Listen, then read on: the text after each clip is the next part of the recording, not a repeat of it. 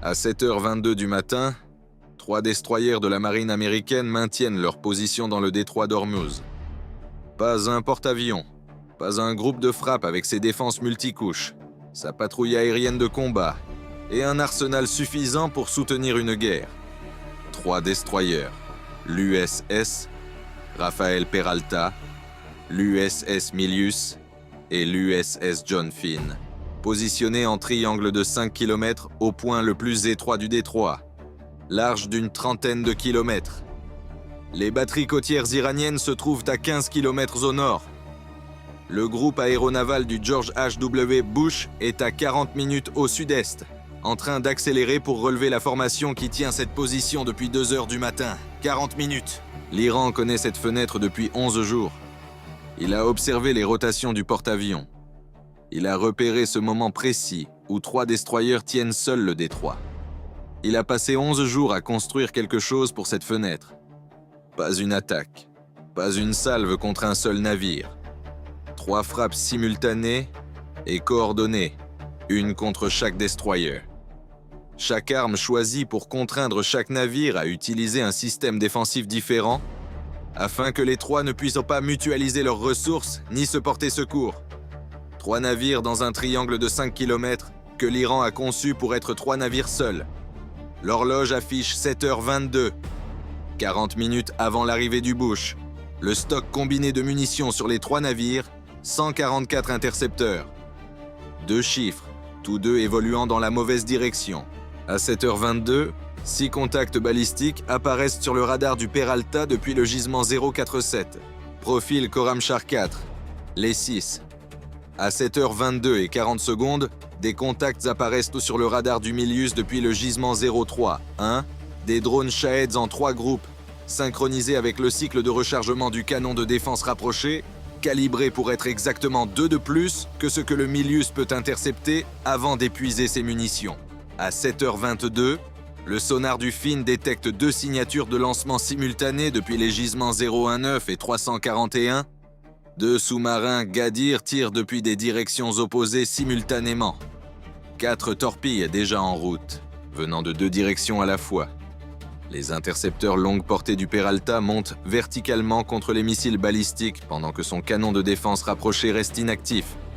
Le Milius brûle ses munitions contre les drones pendant que ses intercepteurs demeurent inutilisés. Les 2 hélicoptères du Finn se dirigent vers les 2 positions de sous-marins.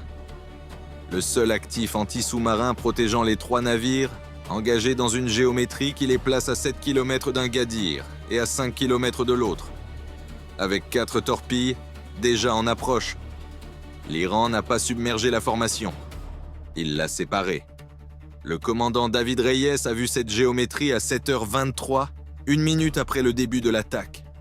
Pas une seule défense n'avait encore échoué, et il comprenait déjà à quoi ressembleraient les 39 minutes suivantes. Il a immédiatement commencé à construire un ensemble de désignations d'objectifs. Pas une solution défensive. Offensive. Les positions de lancement des Khorramshahr à partir des signaux de calibration pré-lancement que son officier collectait depuis 7h14. Les positions de lancement des drones se précisant à mesure que le premier groupe approchait. Les positions des Gadir d'après les signatures de lancement. Tout cela s'accumulant dans un fichier sur son écran secondaire, pendant que 3 navires de combattaient, avec tout ce qu'ils avaient, et que l'horloge décomptait de 40 vers 0. Le Peralta a traité les 6 missiles Khorramshahr entre 7h24 et 7h28. 4 destructions nettes en altitude. Le système de contrôle de tir apprenant le schéma de correction à chaque engagement. Chaque solution plus précise que la précédente. Le 5e missile atteignant la portée du canon de défense rapproché. Détruit à 850 mètres. Le guidage du 6e missile fragmenté par un intercepteur à 1600 mètres. La tête chercheuse en vrille. Le canon suivant un écho irrégulier pendant la descente, le trouvant et initiant la détonation complète à 850 mètres au-dessus du pont du Peralta. La déflagration descendant de cette hauteur pour frapper simultanément le pont et la superstructure. 8 membres d'équipage à terre, incendie dans le local technique avant.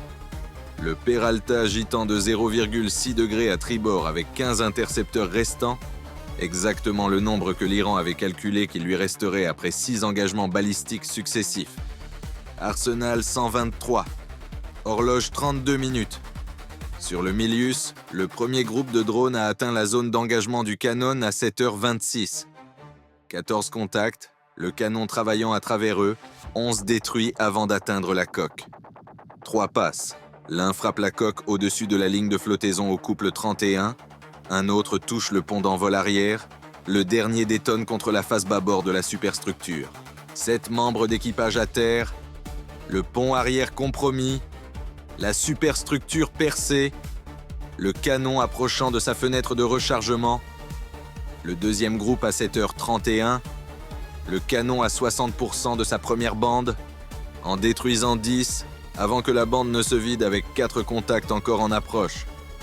4 drones dans la fenêtre de rechargement, 3 frappant la coque, l'un sous la ligne de flottaison au couple 22.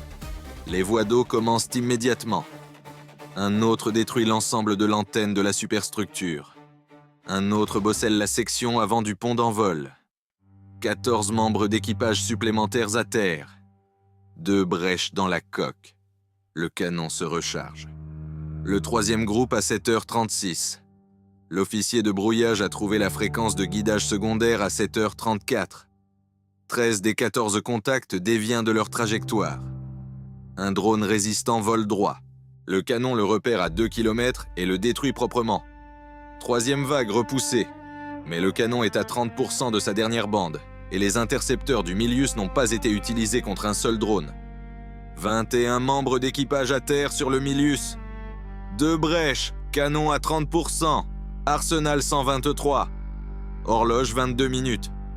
Sur le Finn, les 2 hélicoptères se sont séparés à 7h22 et ont atteint leur position de largage à 7h26 et 27. Le Gadir nord-est détruit à 14 mètres de profondeur. Le Gadir nord-ouest détruit à 22 mètres. Les 2 éliminés avant de pouvoir transmettre les codes d'annulation. 4 torpilles toujours en route.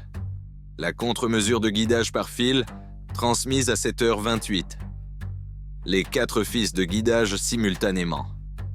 2 torpilles se dirigeant vers des positions que le Finn n'occupe plus, détonnant en eau libre à 220 et 180 mètres de la proue. 2 torpilles nord-ouest déjà en phase de guidage terminal lorsque la contre-mesure a agi. Dépassant le guidage par fil, elles basculent sur leurs capteurs autonomes. Toutes 2 trouvent la signature acoustique du Finn. La première détonne à 90 mètres de la poupe. La seconde détonne à 60 mètres de la poupe 1,8 secondes plus tard. Le guidage autonome corrigeant en fonction de l'onde de pression qui avait déplacé le Finn de 14 mètres. 2 détonations sous-marines en 1,8 secondes contre la section de coque d'un destroyer la moins conçue pour absorber une pression soutenue.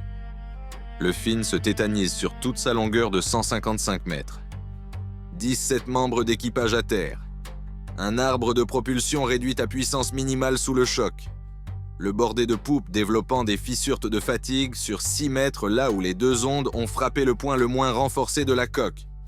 Toujours au combat, 91 intercepteurs intacts, les 2 hélicoptères regagnant le pont. Arsenal 123. Horloge 14 minutes.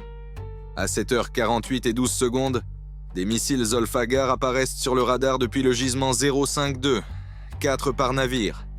Le gisement d'approche de chaque groupe calculé en fonction des dommages spécifiques produits par la première vague. Les 4 du Peralta, approchant par le gisement où son antenne s'est déviée de 3 degrés sous l'onde de souffle. Les 4 du Milius, sur le gisement exigeant que le canon engage depuis le côté où la brèche a fragilisé le support de l'affût sur le pont. Les 4 du Finn depuis le gisement 341, le même que celui utilisé par le Gadir, au-dessus de la section de poupe où les fissures de fatigue ont affaibli l'ancrage de la tourelle arrière. Pas tirés sur les navires tels qu'ils étaient à 7h22. Tirés sur les navires tels que l'Iran les avait conçus pour être à 7h48. Arsenal combiné 123, réparti ainsi. Peralta 15, Milius 91, Finn 17, dépensé sur la couverture interformation, laissant 74. Le Finn couvrant ses 4 contacts et contribuant au Peralta là où la déviation d'antenne dégrade ses solutions. Le Milius utilisant son stock complet d'intercepteurs contre ses 4 contacts. Le Peralta réservant ses 15 pour les cas où son contrôle de tir est encore adéquat. Le Finn a neutralisé ses 4 contacts proprement.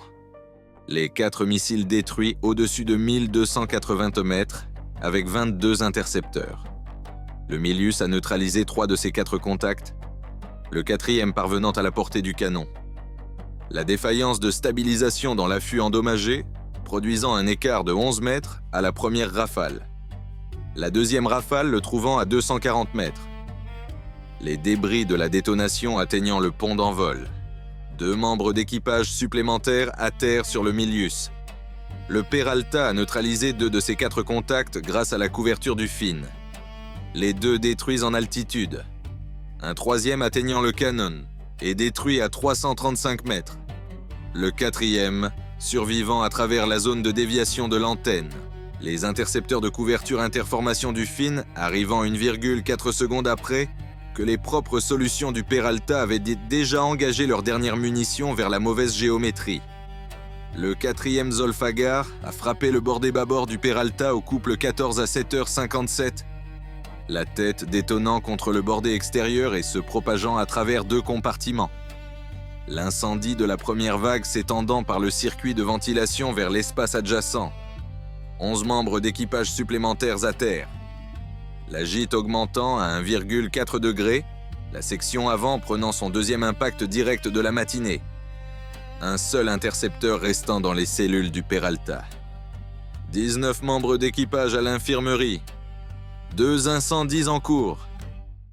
Arsenal 69. Peralta 1.